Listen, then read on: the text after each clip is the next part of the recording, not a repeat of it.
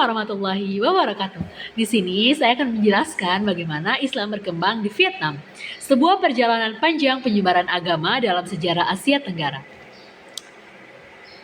Vietnam merupakan salah satu negara di Asia Tenggara yang mayoritas penduduknya memeluk agama Buddha. Jumlah penduduk mayoritas pemeluk agama Buddha sampai 85 juta jiwa dan seluas wilayahnya bisa mencapai 329 km persegi dan terbagi menjadi 59 provinsi dan 5 kota besar. 8 wilayah geografisnya beberapa yaitu ada Northwest, Northeast, Red Rifle Delta, dan lainnya. Ibu kotanya adalah Hanoi dan kota terbesarnya adalah Ho Chi Minh City atau biasa disebut dengan Saigon. Islam sebagai agama minoritas. Jadi di Vietnam, agama Islam merupakan agama minoritas yang penganut Muslim utamanya disebut dengan Muslim Champa atau suku Cham, merupakan kelompok utama penganut Islam di Vietnam. Selain itu juga terdapat Muslim dari beberapa etnis lainnya yang tersebar di berbagai wilayah negara.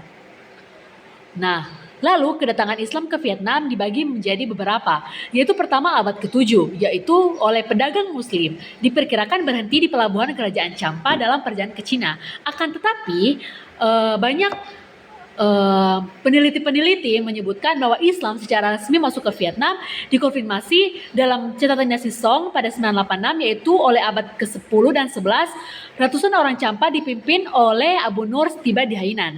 Dan bukti lainnya juga pada tahun 1039 ditemukan 2 makam pedagang Muslim di Phan Rang, membuktikan adanya komunitas Muslim kecil di Champa pada abad ke-11. Nah, transformasi kerajaan Champa, pengaruh Sufi. Syed Hussein Jumanil Kubro, seorang tokoh Sufi terkemuka, memainkan peran penting dalam menjalankan menjalankan atau mengislamkan Raja Cebonga, yaitu lalu kelahiran kesultanan. Raja Cebonga diislamkan dan mengubah namanya menjadi Sultan Zainal Abidin pada tahun 360 hingga 1390, menjadikan Champa kerajaan Islam pertama di kawasan. Nah, ada juga perkembangan pesat pada abad ke-17. Pada periode ini, Islam berkembang pesat seiring dengan hubungan dagang Champa dengan kerajaan-kerajaan di Indonesia. Laporan Spanyol akhir 1580-an mencatat banyak Muslim yang tinggal di Champa ini. Lalu ada budaya keagamaan. Masjid berdiri bersama kuil-kuil Hindu mencerminkan pluralisme. Ada juga munculnya literatur Islam, yaitu munculnya manuskrip tentang Fatimah, malaikat, dan kisah Islami berkembang dengan pesat. Dan ada aliran Sunni. Jadi Islam Sunni atau aliran Sunni menjadi aliran utama yang berkembang di Vietnam pada masa ini. Nah, setelah berkembangnya Islam di Vietnam ini terjadi perpecahan pada tahun 1832 hingga 1955.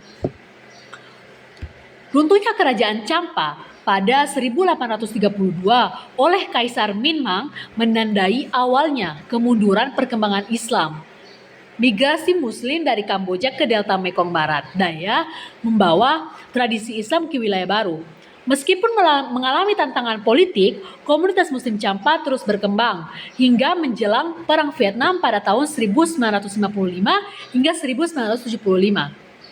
Nah, kita masuk kepada Perang Vietnam dan keputusan migrasi massal. Jadi, periode kritisnya setelah Perang Vietnam berakhir pada 1975 dan dimenangkan oleh pihak komunis, terjadi kekhawatiran mendalam di kalangan Muslim, terutama di Delta Mekong. Nah, lalu ada kondisi Islam di Vietnam masa kini. Hingga saat ini, setelahnya perang pada tahun 1975, umat Muslim di Vietnam masih tetap ada, meski jumlahnya sangat terbatas. Mayoritas menganut Islam Sunni bermazhab Syafi'i, tersebar di berbagai wilayah negara. Tercatat pada 2019 terdapat 41 masjid. Masjid utamanya yaitu Puig Non, An Suan, Van Lam, dan Nolam. Aliran dominannya yaitu Sunni bermazhab Syafi'i. Kesimpulannya, warisan spiritual yang bertahan.